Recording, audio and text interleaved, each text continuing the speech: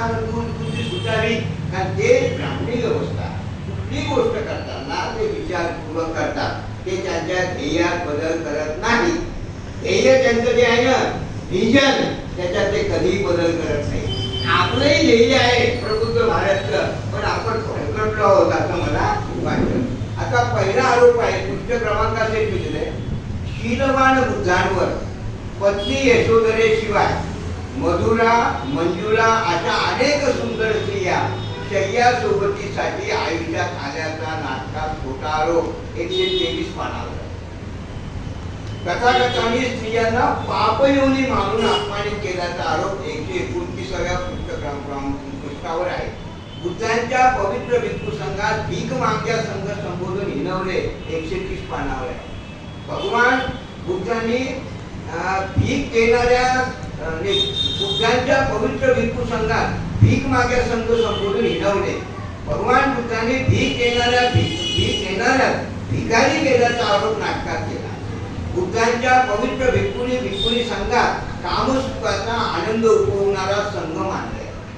ऐश्वर्य संपन्न व आळशी जीवन जगण्यासाठी स्त्री पुरुष संघात सामील झाल्याचा आरोप केलाय. बौद्ध भिक्खूंना टोलघाट म्हणून अपमानित केलाय. फुकटचे पोटभर खावयास मिळते म्हणून लोक भिक्खू संघात गेल्याचा आरोप केलाय. बुद्धांच्या मानवनिर्मित दुःखमुक्तीच्या धम्मशोधाला मनुष्य मात्राचे मरण टळण्याचा मार्ग समजलाय. पत्नी मारलेल्या विदुरांना, बघा ताई किती भयानक आहे विकृती, पत्नी मारलेल्या विदुरांना कामसुखाचा लाभ मिळण्यासाठी भिक्खुनी संघात सोय असल्याचा आरोप आहे.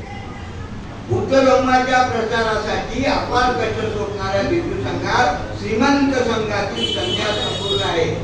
वंदनीय कबीर भिक्खूंना थेरडा व महाकबीर भिक्खूंना महानंदी संबोधून अपमानित केला आहे.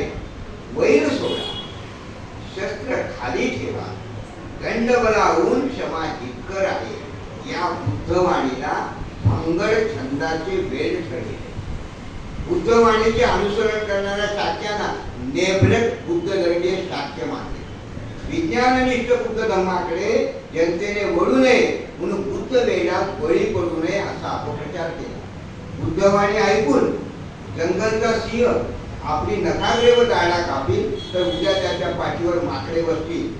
भिक्षुणीच्या मुखातून 4 लपंगे भिक्षू व भिक्षूच्या मुखातून टाका व हलकट भिक्षुणी असा शब्दप्रयोग केला. गांजापेक्षाही मादक ठरणारी भांगेची गोळी खाणारा भिक्खू नाटकात रंगवून बुद्धांच्या पवित्र भिक्खू संघाचा घोर अपमान केला. बुद्ध धर्मातील पवित्र निर्वाण संकल्पनेला नरक मारून त्याच्या पात्राच्या तोंडी धिक्कार केला. आणि सगळ्यात शेवटचं म्हणजे नाटक करणारे म्हणजे विदा सावरकरांनी कोसल सेनापती चंदाच्या मुखी भगवान बुद्धांना नीचा बुद्धा समजून त्यांची जीभ छाटण्याची भाषा वापरून विश्वगुरु बुद्धांचा घोर अपमानच केला नाही.